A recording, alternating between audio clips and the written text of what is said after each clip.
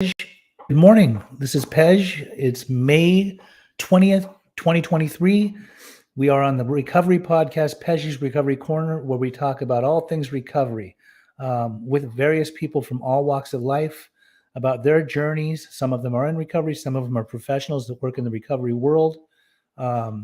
So grateful to be here today. We have actually revamped and created this new studio. We brought it back last month with Dr. B, and today will be our second episode since the revamping process. I've got an excellent guest here today. It's a good friend that's in recovery, and he's doing a lot of great things in his world. His name is Dean C. Welcome, Dean. Thank you very much, Pej. It's good to be here. So, Dean, tell me, we want to learn about you and who you are, and then we'll get into the other stuff afterwards. Kind of like your upbringing, what you got into, what you got out of, and why. So, Dean, where were you born? I was born in Warsaw, Indiana. Okay. And did you always live in Indiana? No, when I was 3 months old, we moved to northern New Jersey, about a half hour out of New York City. Okay, so you grew up in Jersey mainly? Yeah. Okay. And then siblings? I have an older brother. He's about 7 years older than me. Okay. Growing up in Jersey, what was that like as a youngster? I didn't like it.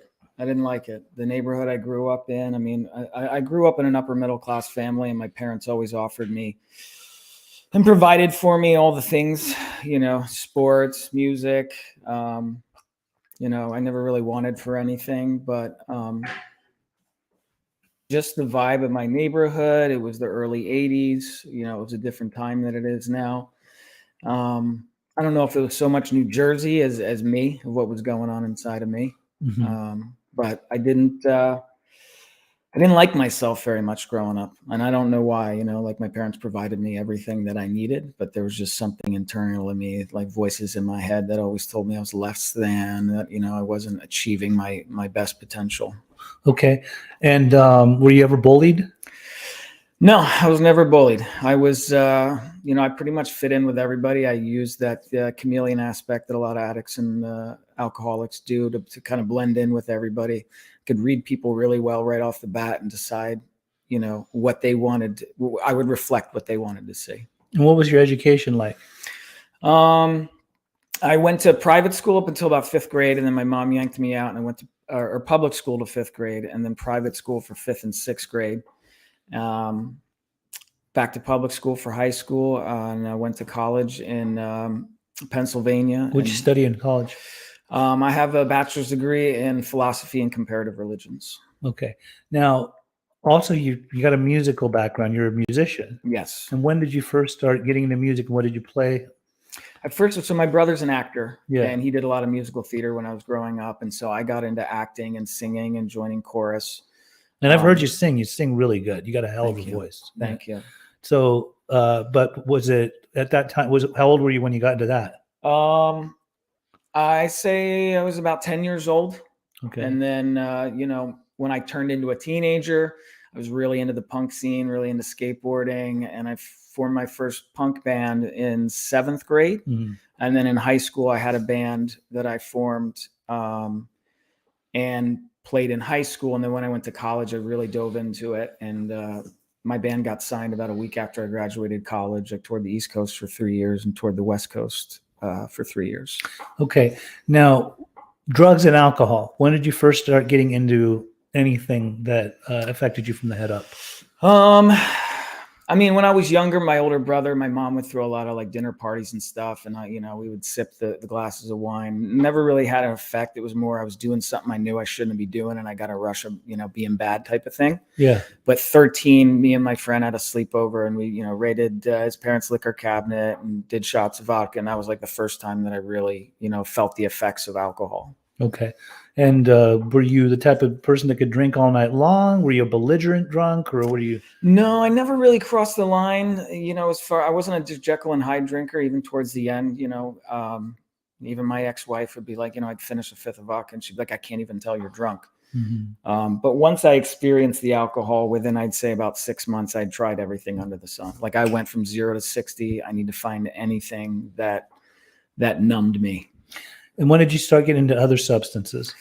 Same age, about 15, 16 years old. And what kind of substances were they? Well, living so close to New York City, I used to drive into the South Bronx to get weed.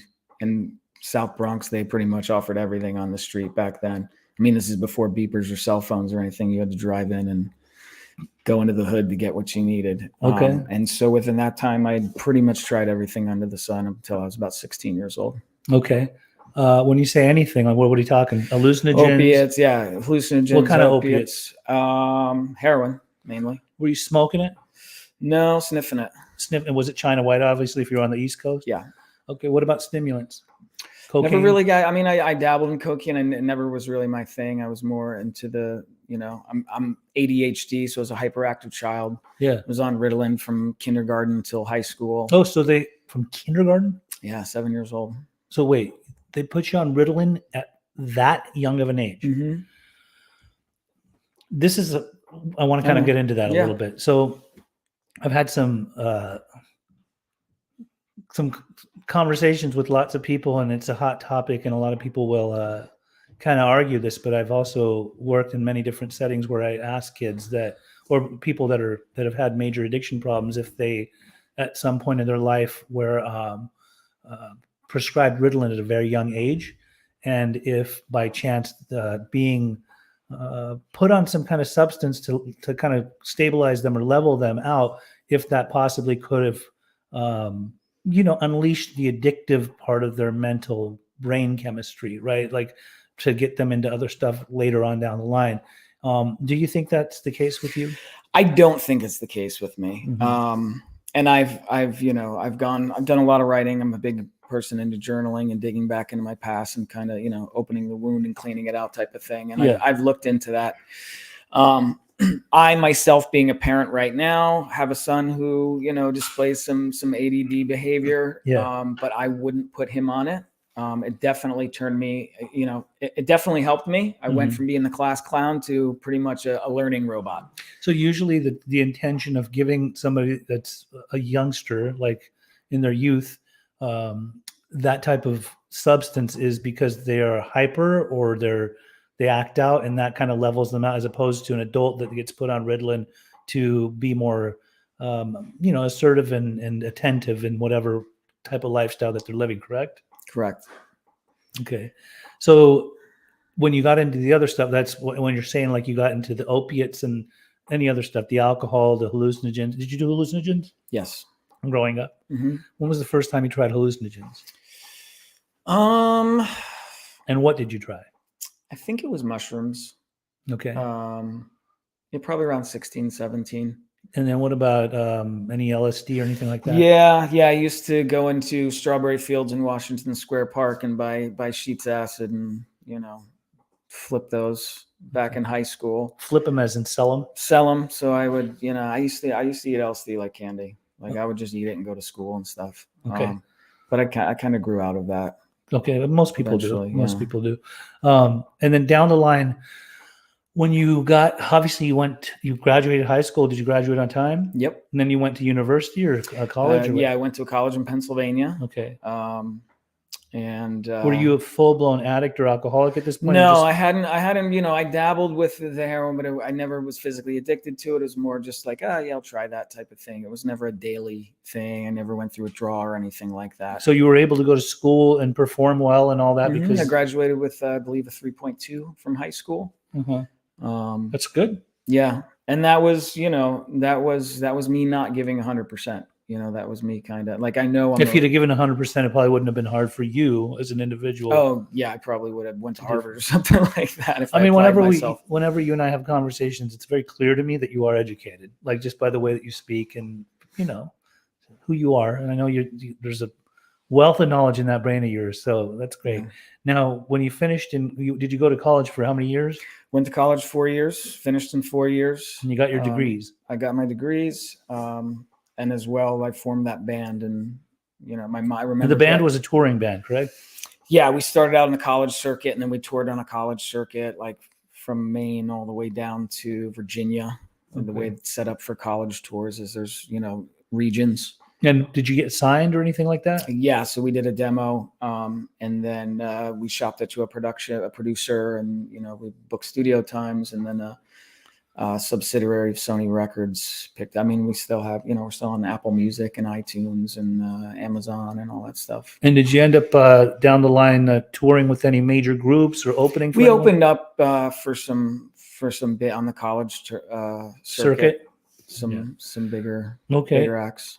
And then when did the drug use or the alcohol or both start to kind of take off? So I'd moved after college. I moved to outside of Baltimore, Maryland, because it was close to Philly, New York. Like, it was easy to drive to those cities. And I was on tour for 3 weeks. I had an apartment with my girlfriend at the time, and I came back. Where'd you have the apartment? Where? Yeah. Outside of Baltimore. Oh, outside of Baltimore. Okay. And I was like on a 3-week There ain't no drugs tour. in Baltimore, is there? We know. It's rough.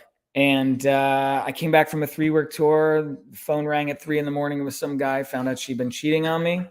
And I said, all right, the apartment's yours, the cat's yours, everything. And I couch surfed for about 3 months, and I convinced the whole band to move out to Portland, Oregon.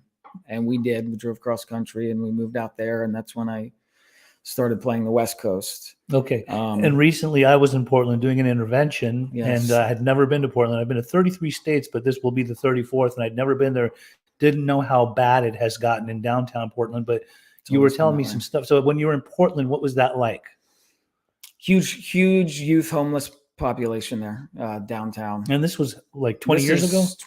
This is 2000 to 2004. Okay. That I lived there. So it's worse than ever now. From my friends that still live there, yeah, they tell me it's gotten a lot worse. Okay, and then you got a lot worse?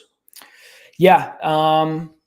So from that breakup, I pretty much ran 3,000 miles away from the breakup. I got into, opiates a little heavier to kind of numb myself from the pain of the breakup. When I got out there, when we say got into opiates a little heavier, are we pills, talking Vicodin? pills? Yeah. It wasn't quite heroin. No. Okay. No. And when I moved out there, I asked myself, how serious do you want to take this music? And I quit everything. Beer, I didn't drink.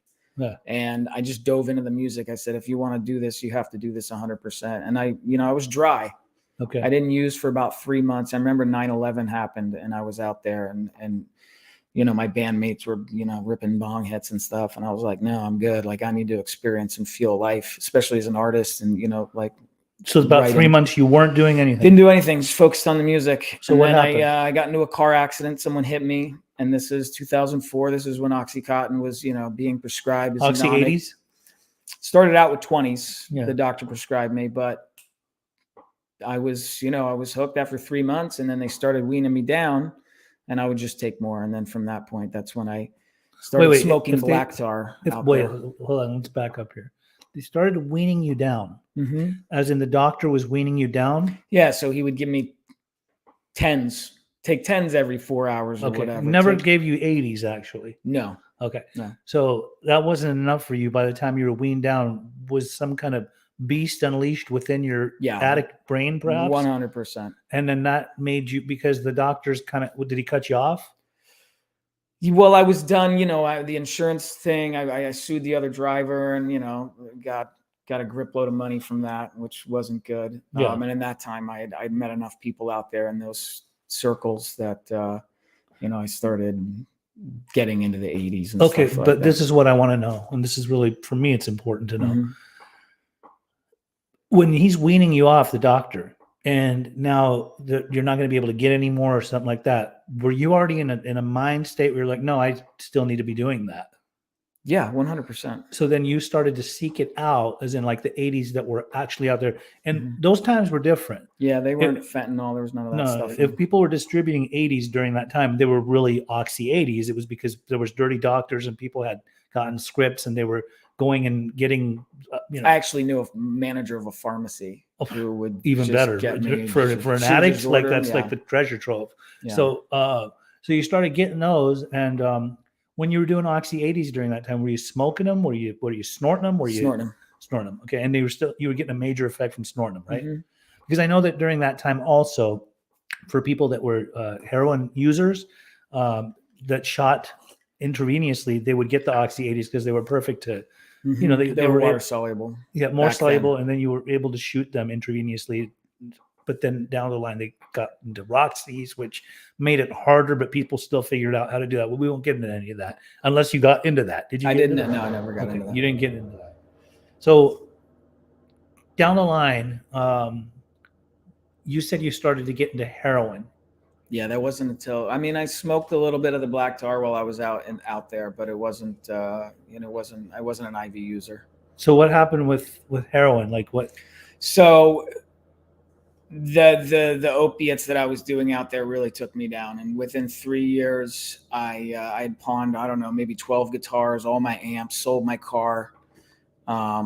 And then, I had no place to live pretty much. The lease was up on the house we rented. The bass player got married. The drummer got engaged type of thing. And, I called mom and dad and said, I need you to fly me back home, and I got to move in with you guys because I couldn't take care of myself. Jersey or New York? Jersey. Okay. I was no longer able to stand on my own 2 feet at that point. And how old were you then? 27, I think. 27. So they flew you back home. Flew me back home. And then during that time, while staying with them, were you attempting to change your life or get sober? Yeah. Did you get sober?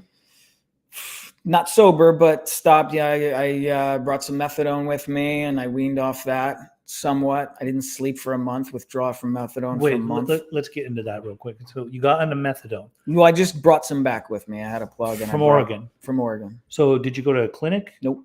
Okay, how'd you get methadone? Doctor? New people. Street methadone. Methadose. They were 10 milligram. Yeah, I got a. I knew a lot of people out in Oregon. They were only 10 milligram.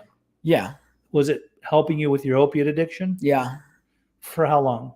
For about 3 weeks till I ran out of them, and then I quit methadone cold turkey, which was the worst withdrawal I've ever had. I've seen people quit methadone or actually in a detox setting, especially people that are on a higher dosage, and it looks like they need an exorcism. Yeah. So you're doing this. I did not sleep literally for 30 days. I believe it. So you did this on your own within your home. Yeah. Oh my God. Yeah. That must have been excruciatingly painful. Yeah. Okay. So when you quit and kicked that, were you still using other stuff? I drank. Hadn't really crossed the line with the drink. I got a job as a bartender of all things. And then the money from bartending started to roll in, and then, Were you just a regular drinker during that time? No, that's probably when I started. I was beer only, but I would drive around the neighborhood and drink like a tall boy type of thing. And this is into your later 20s. This is later 20s, yeah. Okay. Tell me about how I know you had some health conditions. I think they were as a result of drinking or using? Combination. Yeah, drinking and using. What are the health conditions? So I have cirrhosis of the liver. 40% of my liver is permanently scarred. And how did you get that? Hepatitis C and drinking on top of having hepatitis C. Was hepatitis C from heroin use? Mm-hmm. And that is from a dirty needle? Mm-hmm. Why did you... Okay, so during that time, late 20s, when did you start getting into heroin? After that bartender. After I was tending bar, I got into it, and then I couldn't find oxys anymore, and so that's when I got into... So you were getting oxys on the East Coast for a little bit, but then you couldn't find them? Yeah. Okay, so then you got into heroin, and that would be China White. Yep. What made you first ever take a needle, think it's okay to take a needle and put it in your body? I had people that I was surrounding myself with that were doing that and said you could save money and blah, blah, blah. The rush is quicker. And so I tried it. And was there a fear your very first time trying it? No, I was off the rails at that point. I didn't really care about my body or myself. And it was a no-brainer. You knew that if you did it intravenously, it would be a done deal. Effect. Everyone told me that. You do it this way, you're never going to do it another way. And then how long were you doing heroin? 15 years until I got sober. Overdoses? Several. One where I actually died. They Narcan me. That didn't work. They zapped me with the paddles. There was Narcan back then? This was in 2015. Okay, so this was much later. Mm-hmm. Now, so through that process, during that time, I got married. I got engaged. I got on a methadone program. I went back to school. I got an X-ray degree. I got a surgical tech degree. And, through the methadone maintained, I say, a lifestyle of a normal person. Wow. Now, when were you first diagnosed with Hep C? Within that time? 2014, and they just come out with Harvoni, which was the first time. It was a 98% cure rate, and I got on that and was viral free in 2015. Is that the medicine that actually helps people overcome hepatitis C? Yeah. Mm-hmm. All right. And I know before that they used to use, what was the other one that was like as bad as? Very painful. They had to do injections in your what stomach. Was that one called? Interferon. Interferon, which is, from what I had heard, feels like you have the flu for 3 months, and it was very So I just the doctor said they're coming out with this new stuff. Just wait. Okay. And that's what you waited for. Yeah. Now, and like I said, the Hep C didn't come out of nowhere. It was because you used a dirty needle. Mm-hmm. And what was that? Were you amongst people shooting heroin? And oh yeah. And did the thought go across your mind during that time that? The thought comes across your mind, but you're so sick that you need to get well that you don't care. So that the person you're sharing it with is. There's no cleaning the needle or anything like that? I tried. Huh? I tried. But it still got through. Yeah. Obviously. Mm-hmm. At least you tried. Mm-hmm. Okay. I know when we're in that mentality, that addict mentality, it's all about the rush and what we're looking to get high. Yeah. We want to get the effect, and who cares about anything that might put our health in harm's way. But regardless,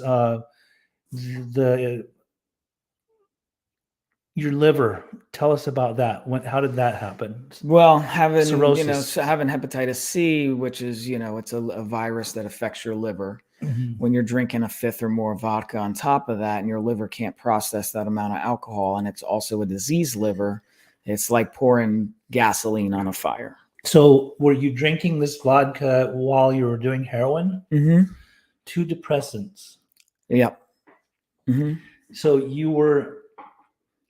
why were you drinking and doing heroin? I mean, I know you and I've talked. So when I tried to quit the opiates, the drinking I would use as a crutch to help me get through the withdrawals. And then that just became a thing. And then I would get back on the opiates. And then, then I'm just pounding doing both. Your liver. Pounding my liver. Yeah. And through that I had, I jaundice. I woke up very yellow. I had my gallbladder emergency removed. I've had surgeries on my throat. When somebody has jaundice and they wake up yellow, that means their face, their lips, what is it? Eyeball, the whites of your eyes, your skin, your whole skin is yellow. Mm-hmm. And then I had to have. Did you know you had jaundice, or someone told you? Yeah, I mean, I was like peeing like black coffee. I mean, my urine was so dark. These are all symptoms. And I had a pain in my stomach. I went to the hospital, and they said you have gallstones. When you say peeing like black coffee, was it blood or was it? No, it's just your body's not processing the urine, so the urine content is so yellow, dark brown, black. I mean, that's gnarly. Yeah, crazy. All right. So when you were first told by a doctor, how old were you that you have cirrhosis? 30, 32, something like that. And when you got that news, were you in active addiction and alcoholism? Oh, yeah. They told me, they said, if you continue to drink like this, you'll be dead in 2 years. Did you quit? No. Nope. Many alcoholics that get cirrhosis that are hardcore alcoholics, they hear that news and it doesn't affect them. They'll still drink. That's what happened to me. My disease brain told me that's just, oddly enough, the doctor's opinion. Yeah. He's just, what does he know? He doesn't know. Yeah. He doesn't know how I live my life. You think you're invincible when you're in that disease state, and you think, I'm never gonna OD. I'm never gonna have cirrhosis. You think you're invincible. So then what? Then then a series of rehabs. I have an amazing ex-wife who stood by me through about 7 treatment centers, 3 times in Florida, Texas, Pennsylvania, and eventually when that came to a head, what saved me is she said, I'm done. All the other times she said, you have one more shot, but I heard in her voice, I got another one. The same ex-wife that you had the kid with. Mm-hmm. And your kid's how old? 10. Okay. So was your kid, obviously in the last 10 years, you have 5 years. In those previous 5 years of your recovery, was your kid aware or growing up around? No, and I've made amends to him since then and asked him if he remembered any of that stuff, and he doesn't. But you weren't in the kid's life at the time? I was the sole, you were always there. I wasn't healthy you were there, mentally but you and physically present to work. Yeah. So the wife worked, I drove him to daycare. I picked him up from daycare. I made dinner. I was a house husband pretty much because I couldn't get my stuff together enough to maintain a job. So she was the main provider financially for the family. And so When you were driving him to daycare and all Yes. that, were you ever under the influence? Always. And when you got sober, did you feel guilty about that? Yes, 100%. And when you say I made amends to him, was that one of the things? I mean, it's kind of hard to Yeah. tell. 5 Yeah. to I 10 asked him if he remembered any of that stuff. He doesn't. Yeah. I asked him if, Daddy has a lot of guilt about leaving you for 3 years when I got sober here in California. But, kids are very resilient. He remembers me being in his life and not that I was drinking. Yeah. And he knows how present a father I am now. And he always tells me what an amazing dad I am. Okay. As well as my ex-wife does. So what led you in the path of real recovery, like really getting sober 100%? I mean, obviously you went to all these treatment centers. How many treatment centers did you go to? Total through my whole life? Yeah. Probably about 10. When we say through your whole Inpatient life, and were some outpatient. of them when you were younger? 15 was the first one outpatient I went to. It was just an outpatient adolescent type of program? Yeah. Okay. And then when was the next one? When I got back from Oregon. That was a place in Pennsylvania. How long did you go to that? 2 weeks. Was it Karen? No. Wasn't the Karen Foundation? No. No. Okay. But I talked to my parents into getting me out of there after 2 weeks. I said I was cured, Oh, you worked your way out of that one. Worked my way out of that one. And then once I got married, then it was a series of 30-day, 45-day inpatient all over the country. Okay. So you were kind of just doing the tour. I was doing the tour, towards the last 3, I really was nothing wanted sticking? No, it stuck while I was in there, but I didn't do what was suggested when I got out, which is, as soon as you get off that plane, you go to a meeting, you get a sponsor, you work the steps. And a lot of people I wanted to do it my way or halfway or 75% of the way. And the only way that works is, is you give it 100%. So then in the final treatment the greatest gift my ex-wife ever gave me, she dropped me off at the airport and said, "We're done. There are no more one-word chances." And I knew I burned all my bridges. My friends weren't talking to me anymore. And I said, I only have myself to rely on myself now to save my life. And so I flew out here to Laguna Beach. You went to California. Yeah. What made you come to California for treatment? I got sober with a guy in a place in Texas from Oklahoma, and I became good friends with him. I was sober for a period of time until I had the gallbladder surgery. And I got him into a treatment center out here in California. And when I relapsed, I called him and he said, "Dude, you got to come out to California. Like, this is the place to get sober." And so I said, "All right." I'd never been to California for treatment anyway. I had been here for vacation and stuff. And I came out and I hit the ground running like my life depended on it because I knew it did. And do you think that this time was different because your wife basically wrote you off? I think that was the catalyst, but I was tired. I was tired of spending time away from my family, from my son, and just being. How old were you during that time? 41 when I got sober. Okay. And I came out here and I did everything was just it. And what was good is shout out to Oceanfront. That's the place I got sober. Is at 3:30 when you were done programming for the day, they let you have the freedom to do what you want. The other places, they locked me in a building for 45 days. And I wasn't able to experience what life outside of rehab was like. Okay. Here, they gave you the freedom. Hey, if you want to go home and watch Netflix, you can watch Netflix. If you want to go to a meeting, and I got a sponsor right away, I would Uber to the Canning Club in the morning. I would do the meetings that were required for them at night, and I would do step work. My sponsor would pick me up at the treatment center. I was supposed to be here for 30. I stayed for 90. I saw Steve-O speak at the Canning Club, and he said, give yourself 2 years in a sober living. And so I made a promise to myself to do that. And within 6 months, I was managing 2 sober livings out here. Mm-hmm. And I did the 2 years, and then I didn't feel like I was ready to live on my own. So as you know, I got a house with some other sober friends, and I did a year of that. And then after that, that's when I moved back to Jersey. So that's a great way of fortifying your recovery. You built your foundation. Mm-hmm. You started building the walls to kind of fortify it and keep mm-hmm. everything in place. And I remember that you were living at some people's houses that were all sober people. Mm-hmm. And so then you decided to, over a period of time, move back to Jersey because? God. Okay. God pointed me that direction. I was very safe out here. Mm-hmm. I had a huge friendship. I was making really good money.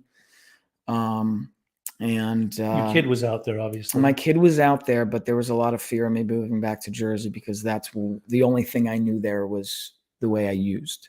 Right. And I know for a lot of people, when you relocate, when you have a strong foundation of recovery, Mm-hmm. you got to start all over again by getting a new fellowship in that area. And a lot of people fall when that happens. So, I was scared that with 3 years of sobriety that I was going to fall. Mm-hmm.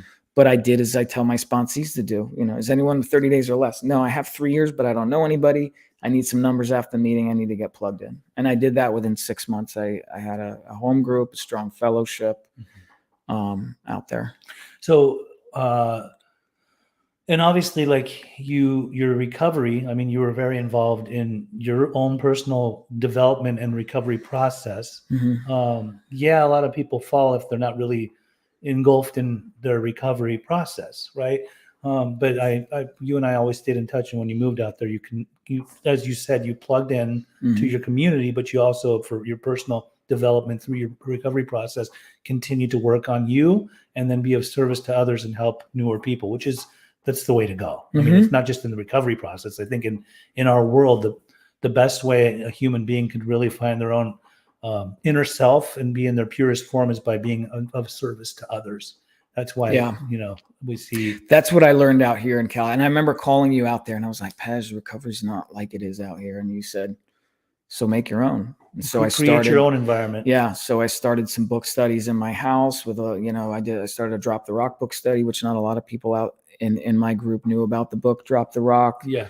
Steps 6 and 7, I think, are very paramount to my own recovery. Sure. They're some of my favorite steps. I mean, they're all my favorite, obviously, but that removal of character defects and shortcomings really, on a daily basis helps me take a harder look at myself throughout my day. Yes. I started speaking at treatment centers all over there. Christmas time, I would bring gifts to the people in detox because that was done for me when I was out here. And I know just being a service, helps me stay sober. Now, in your everyday life, as far as what you were doing occupation-wise, you were selling cars both in California, and then when you moved out there, you were selling new cars then. It was during a time when the pandemic was in full effect. I think the stock of cars was low, but you're still doing very well for yourself as much as you could. But in this last year, things changed for you. There was a shift in your perception of what you wanted to do with yourself and how you wanted to help people. What did you do to change in this last year? Because I know you're doing some new stuff. Talk about that. I mean, so my first spiritual awakening is as a result of the first time I did the 12 steps. I've done my steps. I usually do my steps once a year. I've done them 4 times. As you know, I've done them twice with you. You've got me through the steps. Having had a spiritual awakening as a result of these steps, we carry this message to alcoholics who still suffer. I had my first spiritual awakening of that. And through the steps, helped me take a hard look at myself and delve into myself. Yeah. I was raised Methodist, and I definitely, with my philosophy and religion background, my concept of my higher power is a universal, all religions share one God in my eyes. And then as a result, the things I have in my life are definitely God-given. As you know, I was Uber eating when I lived out here, and I manifested. I said within my first year of sobriety, I want to drive an Audi and I want to make 6 figures. And I did manifestation techniques to do that. And all those things came true by the universe showing me synchronicities and signs and following the path that God's pointing me to, which is also what brought me back to New Jersey. God said, you got a woman out there, you got a son out there, and here's a job out there. But do you think even with the manifestations that you created during that time, they were satisfactory? I mean, I think they were exactly where I needed to be at the time. Okay. So you got the car, you got the 6 figures, but did something change down the line if they were perfect at that time? Yeah. So when I moved back to New Jersey, primarily because I fell in love with a woman who I was friends with since high school. And I moved back there, and I got a house next door to her, and she was diagnosed with breast cancer. I helped get her through that. And for some reason, when she got through that, her own journey, she ended the relationship and went no contact with me. And so I went from me uprooting my life in California to New Jersey and relying on her for everything I know and happiness. And you said it best when I called you. You said if if a female is going to take you out like that, maybe your contact with your higher power isn't as strong as you think it is. And that woke me up. That really woke me up. And I fully believe that, God does for us what we can't do for ourselves. And my perception of that ending being a negative thing, I believe in alchemy, and I had to turn that into something else. So what'd you turn it into? So I had this second spiritual awakening. When this breakup happened, I lived next door to her. I couldn't get my head straight. I built a good enough friend group out there that a friend of mine gave me his lake house. He said, I'm going to be working in New York, stay in my lake house in the woods. There's a lot of God on this property. In Jersey, obviously. Yeah. And there was a lot of God on that property. And I started seeing all these synchronicities, angel numbers. I didn't know what they were at the time, but I started seeing 444 everywhere. And not just on the clock, signs, everywhere. Yeah. I didn't know what any of that meant. I had to Google, why am I seeing 444? And as I Googled it and researched it, it said that they're angel numbers. You're on the right path. What's happening to you right now is exactly supposed to be happening. And then I just was drawn into spiritual literature.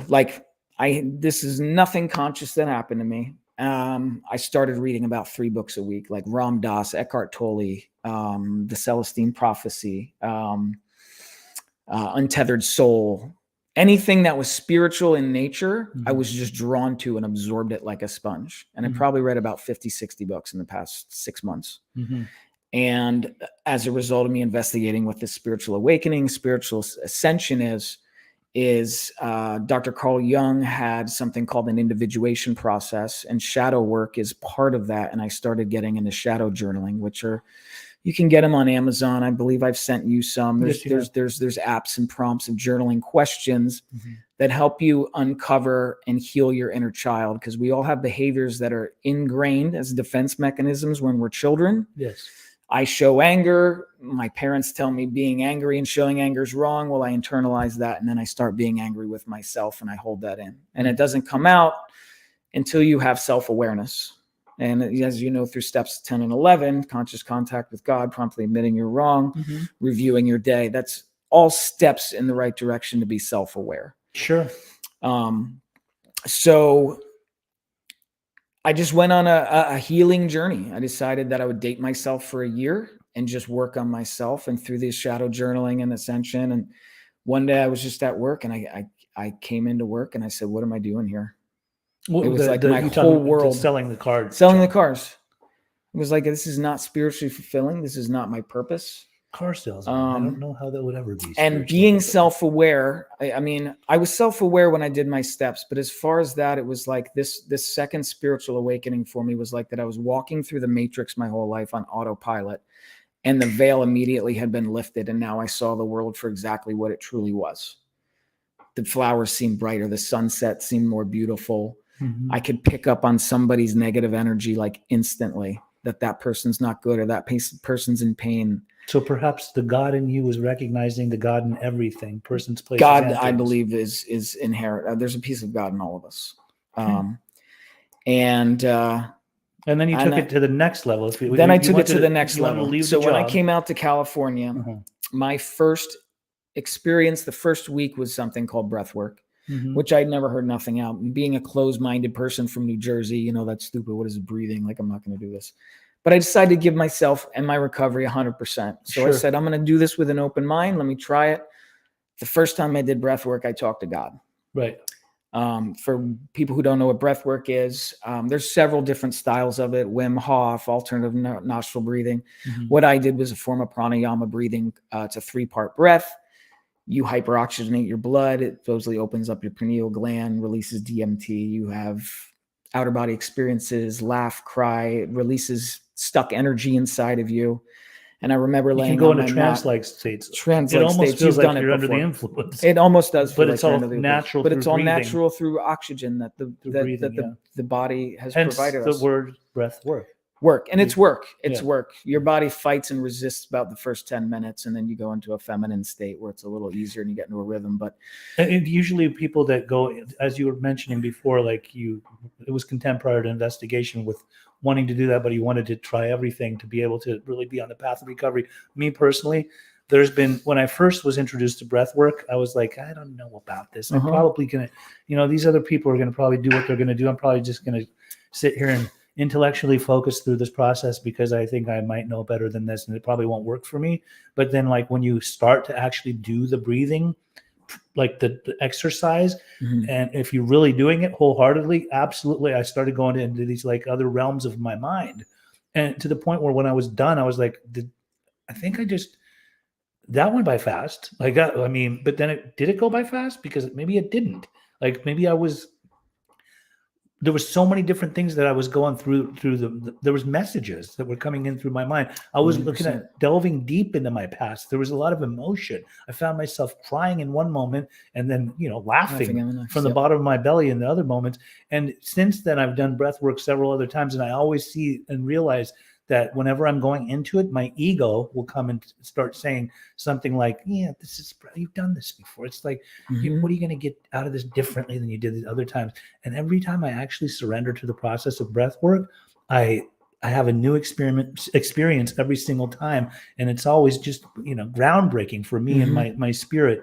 And now we go on these retreats, and sometimes we have friends like our buddy Chad that runs it, and a couple of people, Joanne too, she runs one, but it's always different, and it's always, it's beautiful. It's really a beautiful process. So now you got into this obviously out on the West Coast.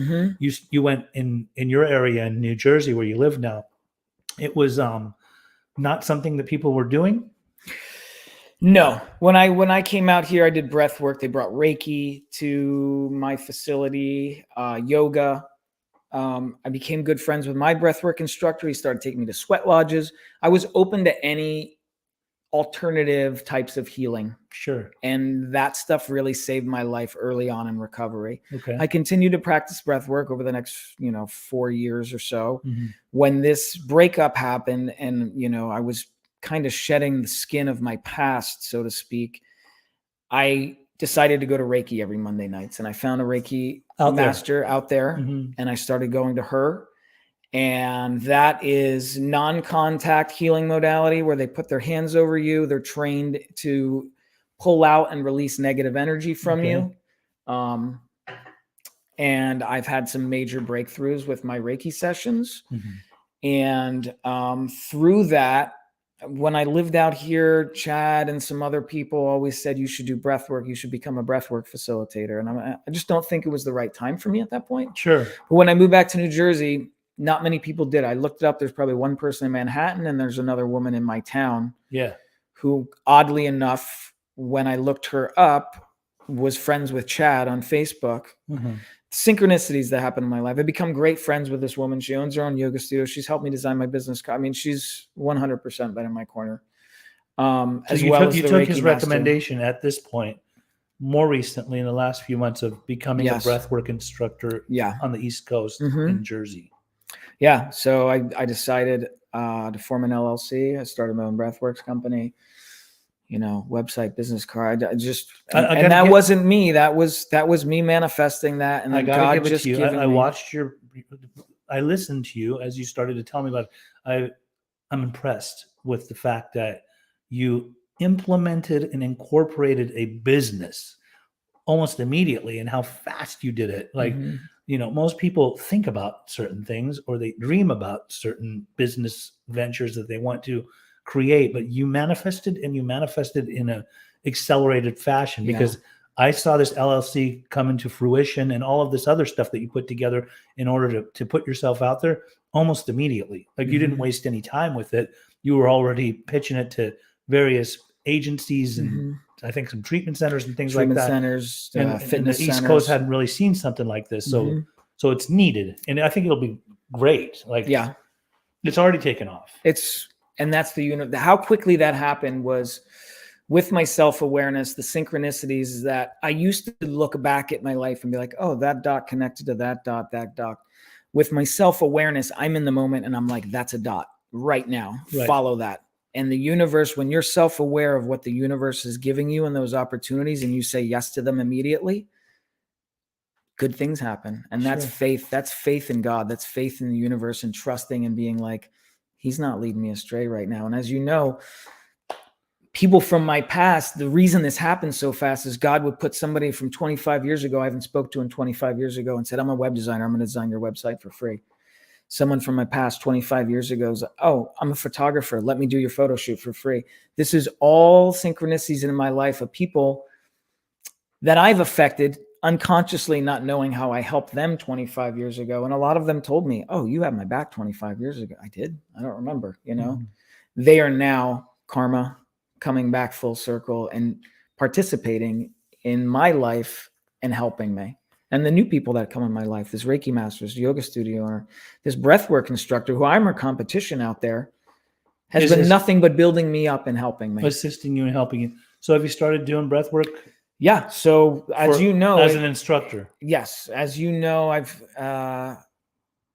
been doing breath work. I've probably done over 500 hours of breath work under various facilitators. I just started, I did an event with the Reiki master. 9 people showed up. I made money from that and was like, I can do this. And that's the catalyst when I just started doing everything. And what kind of feeling do you get by doing this? Me as an instructor? Yes. The reaction that people get, especially out there who've never tried it, first timers, oh, there's nothing like the gift of someone who's never done it before, and crying, and what was that? Or releasing energy and saying this is something that could definitely benefit me in my life. Yes. And as a result of that, I've had, one woman from a hospital who's an ultrasound tech come over. It changed her life. She refers me to friends. I signed Facebook. Within 20 minutes, I got people that found me on Facebook. I mean, I'm doing breath work over Zoom to people here in California while I'm in New Jersey, while I'm in California. Well, it sounds like this is much better than selling cars. Yeah. And it's a purpose. It's my whole life. I feel that I was put here on this planet to help people heal. And when I first was in recovery, I followed literally carry this message to alcoholics who still suffer. Yes. And since I had this second spiritual awakening, I don't disclose anyone. I feel I need to carry this message to everyone who still suffers. Because as you know, you've heard in meeting, there's a lot of people that will say, everyone could use the 12 steps. This could really help. Yes. There's a lot of people out there who don't know how to get out of their own way. Mm-hmm. And I feel like my job as a life coach and a breathwork facilitator is to help those people. And I have. And a lot of that is from my foundation in AA of doing a 4th and 5th step, clearing up the wreckage of our past, being aware, giving things over to God, honesty, open-mindedness, willingness, the things that the 12 principles teach us. Okay, so since we're talking back about God and the importance of that, sometimes when I go to yoga or when people go to, like when you go to a yoga session or Pilates or things like that, and there's an instructor and they're speaking to the group of people, when I'm in like listening to like hot yoga or just regular yoga or what many different types of yoga, when I'm listening to my yoga teacher, I'm like, they use so many words that are in relation to what we're doing, the yoga practices and things like that, where I realize like this person is well versed, but they're also living this lifestyle. And I sometimes tend to wonder, like, is this just from years of experience that they speak this well, or is this stuff coming from spirit? Because and what I'm getting at is honestly, like when you're doing, and I asked you, how does it make you feel when you're instructing people, and rather than being the student in a breathwork session, now you're the teacher, right? So when you're teaching this stuff, and you're in the beginning stages of actually teaching, I think over a period of time, I'm sure this happened for Chad and all the other people that we know that have taught breathworks. When things are coming, when you're putting that energy out through your talking people through the process of breathwork, is it coming from God, or is it coming from knowledge base, or is it coming from the heart, or is it coming from the head, or what? I think there's various modalities within the breathwork process itself. I know when I'm instructing them through it, that's the knowledge and my experience of doing breath work myself.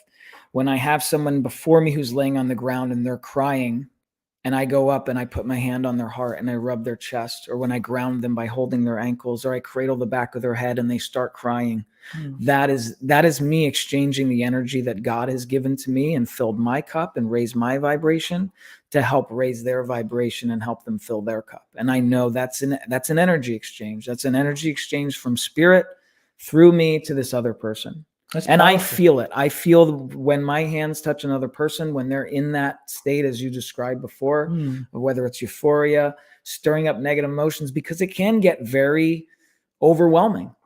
the tears, the memories of when you're 4 years old come up that you thought you didn't even have in there. That stuff comes up during breath work. Sure. And you're going to start crying and you're going to feel that emotion. And my job as a facilitator is to realize that, make that person, you're not alone. I'm here with you. I'm here to ground you. I'm here to bring you back from that experience, and know that it's okay to let go and be vulnerable to this experience. Because when you're open and vulnerable to the experience, that's when you can burn through those negative emotions that are stuck inside your body. Mm-hmm. That is God with that energy exchange. I love it. The comfortability of me being a breathwork facility, I think, is a combination of what God's put in my life. Being a car salesman, you got to be confident. You got to deal with people. Sure. Using the wreckage of my past. I used to lie, cheat, and manipulate to people. Mm-hmm. I don't do that. I don't live that way anymore. That's God taking my life 180 degrees and using my defects as an asset. That's beautiful. I love that. I love it. Are there any questions today, Mr. Carey? No questions. We had a couple comments. Chris B said, good to hear my sponsor's story, but painful to listen to. The glory is knowing you're safe now, bro. Love you, Dean. Tanya, Thanks, Chris. MR. So I don't know if anyone can hear you. Can they hear you without this microphone here? Probably just a little bit. Yeah. So she said, love what you do. God bless you. Mhm. Garrett Lewis said, relationships are double-edged swords in recovery. That's interesting. somebody That's said good. that relationships are a double-edged sword in recovery. 100%. That's why I always emphasize the importance of a relationship with a higher power. Some people will call it God. Some people call it Jesus. Some people call it Muhammad. But either way, as long as I believe, for my own sake, I have that relationship with my higher source, which I very comfortably call God myself, that's not a double-edged sword. That's it. I mean, it's everything for me. It's my driving force. It's what I need to really be in love with throughout my life so that I can be comfortable in my own skin.